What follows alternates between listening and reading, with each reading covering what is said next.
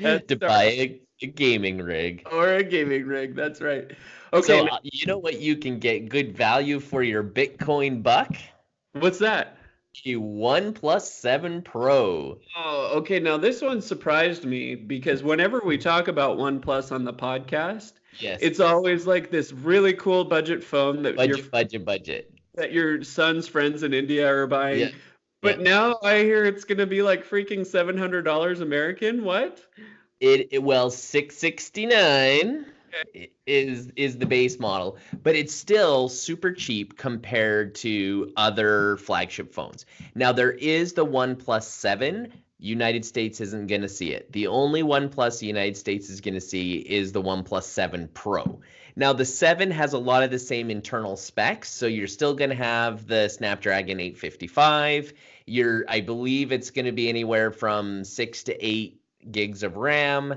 So it's still going to be a smoking fast phone, but it's going to look a lot like the 6T, which was last year's phone. It's going to have a little teardrop notch. It's not going to have all the smoking bells and whistles that the OnePlus 7 Pro has. So what's interesting is it's got the guts of a flagship, which is what they started out with the OnePlus One, and they sold it for $299. It was like the latest processors, and they had some really good RAM in there, and that's really what they did. But they've stepped it up by putting an amazing screen. In fact, listen to this, 90 hertz, so 90 frames a second. It's the curved OLED. So just like the Samsung phones, which has the most beautiful screens. In fact, I believe that Samsung's actually manufacturing these screens, and it's 1440 pixels, notchless display, and Displaymate gave it an A+ rating. If it's notchless, where's the selfie camera? Is that the one that pops up? Yes. So it does have a Popup selfie camera, and a lot of people online are reviewing it, and it's actually pretty fast. It's not like boop, instant pop up, but it pops up really fast, like fast enough for you to like push the selfie button and up it comes. Now you're not going to want to do face unlock with it all the time because then it's going to be like zzz, zzz, zzz, zzz, zzz, every time you want to unlock your phone. But that pop-up camera has some neat features to it. If you drop your phone, and I watched this online, people were literally dropping their review phones. As soon as it left their fingers, it knows that it's being dropped, and that selfie camera just retracts. Cool. So by the time it hits the ground, there's the selfie camera is now back inside the case. The OnePlus says that the camera is good for 300,000 uses. That's a lot of selfies, but we'll see. I guess we'll just have to see how wear and tear goes. But it's pretty cool because it gives you a notchless phone, almost completely bezel-less experience when it comes to your screen. And when you've got the 90 hertz and you've got the 1440 and you've got all these pixels and color, it's supposed to be the most amazing screen that's out there. And you're getting that on a phone that's $669. Which Well, I have a few things to say. Sure. The selfie camera is a really cool idea. It makes the screen look way better. And I saw a picture of these, and they're beautiful phones. Yeah, they are. Yeah. But I don't know if you've noticed this, but something that I'm starting to have problems with my phone is it'll get lint stuck in all Oh, of the crevices. So yeah. it'll get lint in my headphone jack, which I Yeah. love. I love the headphone jack. But Yeah. sometimes when I put my headphone in there, it doesn't really connect fully and just one Because of the speaker will lint. work. And then also my port to charge the phone, sometimes I have to wiggle the cord around to get it to. So I wonder if having another selfie crevice that pops in and out will just get lint stuck in it. Oh yeah, and imagine sand, right? Yeah, You're at the at the beach, beach. Yeah. you pull out the selfie camera, and if sand gets in there, I'm sure we're gonna hear horror stories about it. But let's see. It looks slick. It makes a beautiful phone. Is it gimmick or is it good? I guess we'll wait and see. The rumors are the latest technology, we talked about this about 6 months ago, is actually putting the cameras behind the display and having them being able to focus through the display of the phone.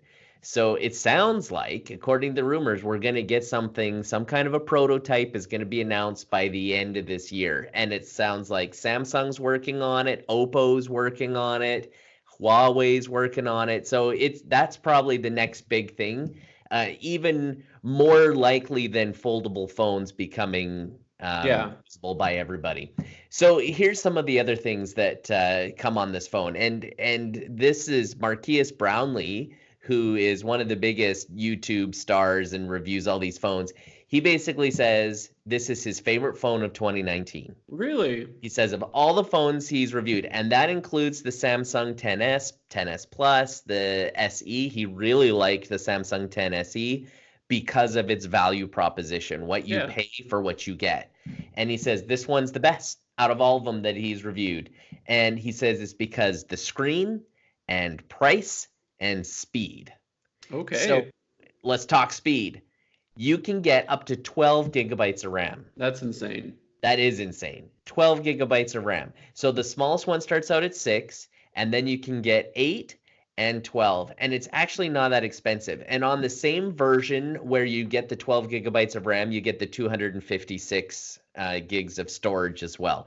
And it's special storage. I can't remember what they call it. I didn't type it in here, but it's like UCC. Anyways, it's the newest flash Super RAM. fast. That's like way faster than the older. So it's the next generation of RAM. And this phone is the first one that is going to be available to the masses that has this RAM. So imagine that 12 gigabytes, you got the 855 Snapdragon, you've got the 256 super crazy fast RAM. It is the fastest phone that is out there, and you're getting it for 30% cheaper than what you would pay for an iPhone, Samsung. Yeah. Samsung, or the Huawei, even the P30 Pro, right? You're getting it at a considerable discount. So what else do you get with it? On the back, you have a triple camera setup, which is very popular these days. You have an ultra wide angle camera, a standard camera, telephoto camera, and the standard camera is like 48 megapixels. Crazy. They say it's really capturing at 12 megapixels unless you go in and start messing around with your settings. So consider it a 12 megapixel, and then you've got a 16 megapixel and then an 8. And the telephoto camera can get up to 5 times or 3 times optical and 10 times digital. Wow. So that's pretty awesome stuff. And they also say night mode is just as good, and some say even better than the Pixel. Ooh. So you've got the Pixel 3a, which is a phone that I'm seriously considering for Sharon because she loves it's all about taking pictures, and that's $399. So that's a great price for a camera with that, for a phone with that kind of camera. But everybody's saying the processor on those things are slow. Oh, okay. And you notice it because you're paying only $399 for this phone. But here you can get a OnePlus 7 Pro, and you can get a camera that is better than that. It's breaking the records of the Pixel 3 on a phone that is $700, $669. So, that's pretty good stuff that's going on there. You're going to get Android Pie.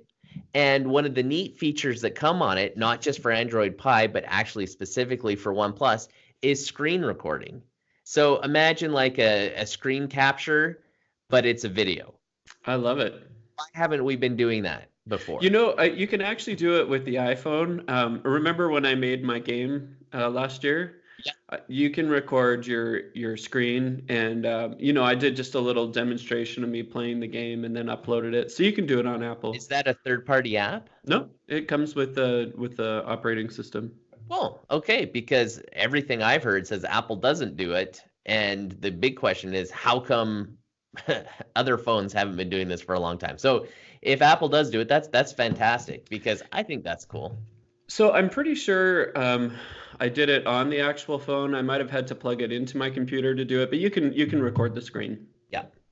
So now people are probably asking, well, why the cheaper price then? If it's got all these flagship qualities and it's got a faster screen, nicer screen, then why is it so cheap? Well, there's still no wireless charging. And I kind of like the wireless charging on my phone. They have removed the headphone jack. So there is no headphone jack, and it's not waterproof. Now they do have a video, where they show it being dropped into a bucket.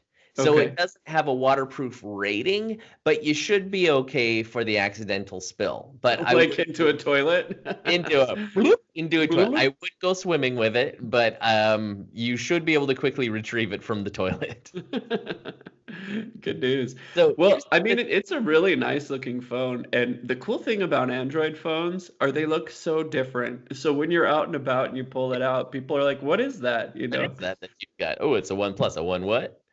And here's the other thing. It's still $80 cheaper than the Samsung 10s, Really?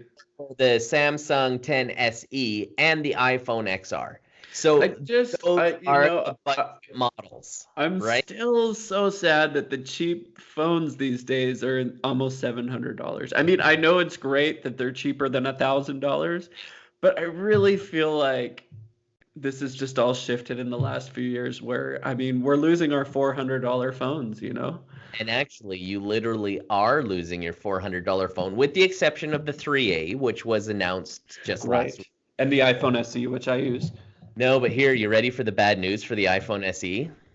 I hear it's not going to be compatible with the new operating system. No, iOS 13 is not going to support it. SE is not going to be supported. The 6 and the 5S. Well, it's frustrating because the SE has the same chipset as the 6S. And if they support the 6S, they should support the SE.